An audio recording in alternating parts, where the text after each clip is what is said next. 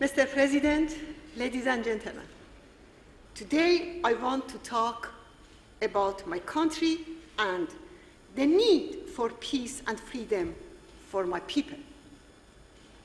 A country with the ancient civilization which has been destroyed by 35 years rule of a fundamentalist regime. A country rich in resources and in culture turned into a country with 70% of the population living under poverty line and epicenter of terrorism and fundamentalism. Today, in my country, respect for human rights and freedom constitute the most serious crimes punishable by long imprisonment, torture, and execution. The ruling mullahs set up hangings in public for advocating freedom to intimidate the people. This is a picture of prisoners who were executed, were hanged about 10 days ago. Over the past 3 decades, 120,000 people have been executed for political reasons. Hundreds of thousands more have been imprisoned and suffered torture. Over the past few months, there has been much noise about a new trend towards moderation. This is an illusion created by the mullahs and advocated by their lobbies. Rouhani is neither a moderate nor the current regime in Iran has the capacity for reform. The core of mullahs' constitution is the absolute rule of the supreme leader, which is completely against democratic values. Therefore, any departure from these suppressive policies would herald the beginning of the end of this regime. Let me say a few words on nuclear negotiation. I know there are different views on how to deal with this issue, but let's begin with common grounds. First, all agree that Mullah's regime must not obtain nuclear bomb or capability. Second, there is a general agreement that all efforts should be made to avoid war. Third, is undisputed that the mullah's regime took one step back and agreed to the Geneva Accord under pressure and not due to change of heart. The regime was terrified that rising popular discontent coupled with worsening economic condition and international sanction would trigger nationwide uprisings against the regime. Fourth, it is also generally accepted that the interim accord suffers from serious shortcomings which must be fixed. Therefore, those who truly want to see an end to the nuclear weapons program of the mullah's regime should realize that easing the sanction and making concessions to the mullah is a recipe for disaster. It gives them time to advance their nuclear weapons program while containing economic crisis and suppressing the growing public discontent. Sadly, the international community is turning a blind eye on the regime atrocities under the pretext of not putting in danger the nuclear negotiation. To avoid such disastrous outcome, the following must be done.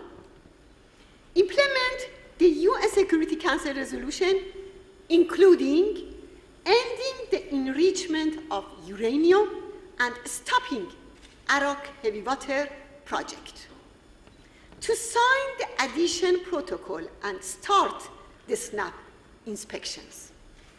The international community must also demand an end to systematic and grave human rights violation, as well as its meddling in other countries, in particular in Syria and Iraq.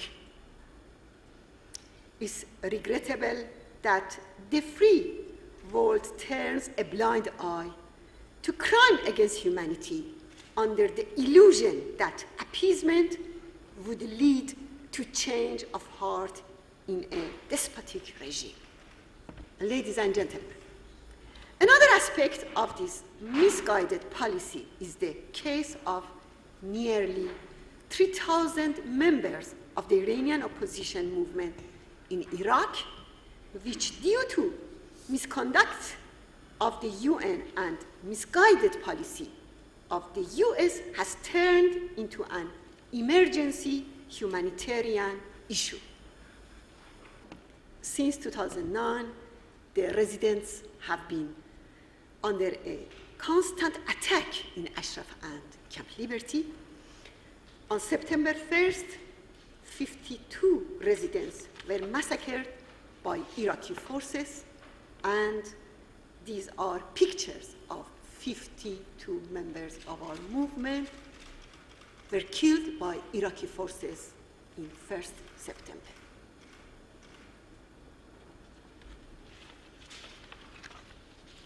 Many were handcuffed and then executed.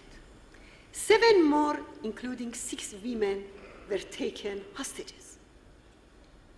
We recently established that the Iraqi government has secretly buried the martyrs of September 1st massacre without informing their families. They didn't even tell them where their loved ones were buried. This evidence proves the direct role of the Iraqi government in this crime. What has been the reaction of international community? UN and some governments have only condemned the crime without taking any measure to identify those responsible and bring them to justice. They have not even started an independent investigation. They have done nothing about the security of the residents in Camp Liberty. I would like to call on Norwegian government to initiate an international effort to release the hostages and also to conduct an independent investigation regarding the September 1st massacre.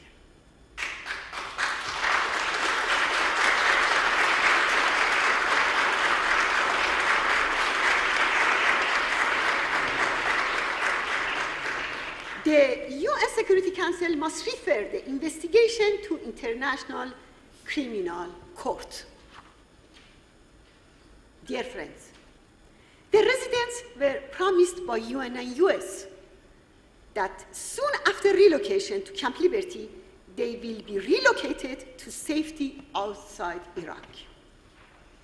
2 years later, only 9% of the residents have been relocated.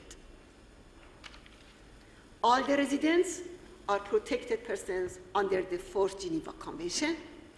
They have been declared by UNHCR as asylum seekers and refugees and are protected by international law.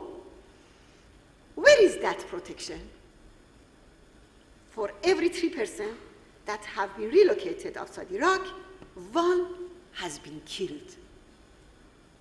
The reality is even harsher than statistic. All residents are in serious danger. But my question today is for the international community. Why silence and why inaction in the face of such humanitarian issue? I have come here today to ask the Norwegian government to take the initiative to break this silence.